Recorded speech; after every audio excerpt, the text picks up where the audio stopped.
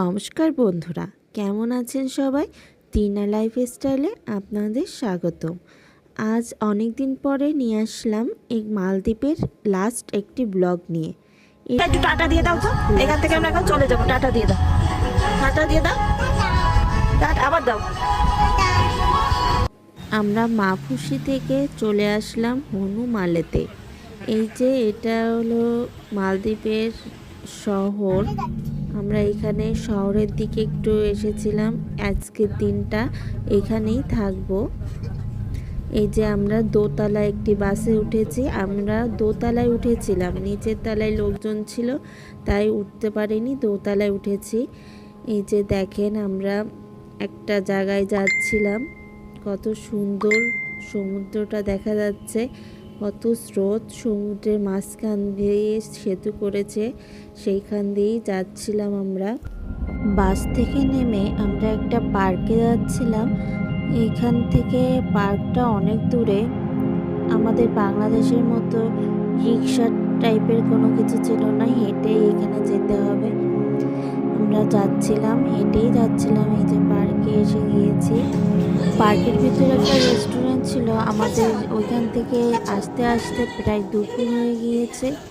তাই এই রেস্টুরেন্টের ভিতরে এই যে একটা খেলার জায়গা আছে বাচ্চাদের। এই যে কাকি মেয়েকে নিয়ে একটু খেলা করছিল।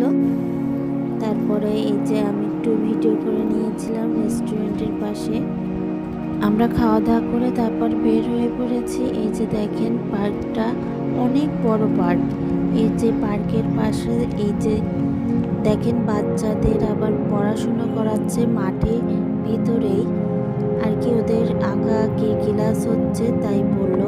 এই যে এই ভাইয়াটা সামনে যে ভাইয়াকে দেখছেন আমার পরের ছোট ভাই, উনিও ডাক্তার এইখানে আর কি, এইখানে ডাক্তারি করে।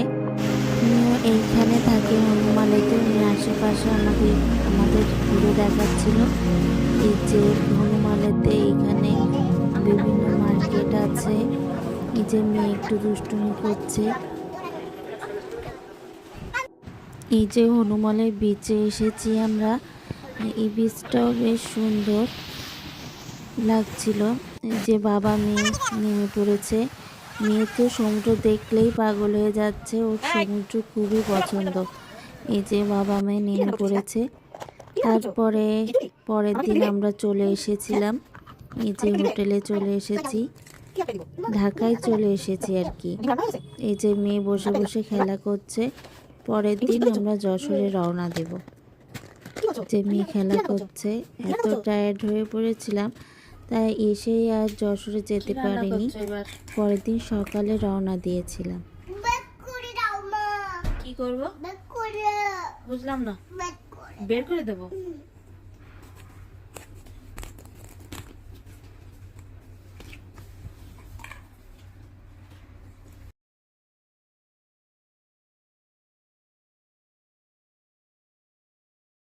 মালদ্বীপের লাস্ট ব্লগের ভিডিও শেয়ার করলাম। জানি না আর কবে বাইরের দেশে যেতে পারবো, ভগবান কি লিখেছে জানি না। আর মালদ্বীপের ব্লগগুলো কেমন লাগলো, যদি ভালো লাগে থাকে লাইক কমেন্ট করে অবশ্যই পাশে থাকবেন আমাদের, আর অবশ্যই আশীর্বাদ করবেন। আজকের ব্লগটা কেমন লাগলো কমেন্টের মাধ্যমে আমাকে জানাবেন। আজকেরই লাস্ট ব্লগ ছিল মালদ্বীপের, আর কোনো ব্লগ নেই। হনুমালেটা একটা শহরের মতো ছিল। রাতে আমরা সবাই মিলে বাইরে রেস্টুরেন্টে খেতে গিয়েছিলাম, তারই কিছু ছবি শেয়ার করলাম। এই যে সেই ভাইয়া আপু সবাই মিলে একসাথেই রাতে ডিনার করেছিলাম, ভালো একটা সময় কাটিয়েছি আমরা। এই যে খেয়েছিলাম, আর এই যে খাওয়া দাওয়া করে আমরা হোটেল রুমে যাব। ভালো থাকবেন, সুস্থ থাকবেন, টিনা লাইফস্টাইলের সাথেই থাকবেন। ধন্যবাদ।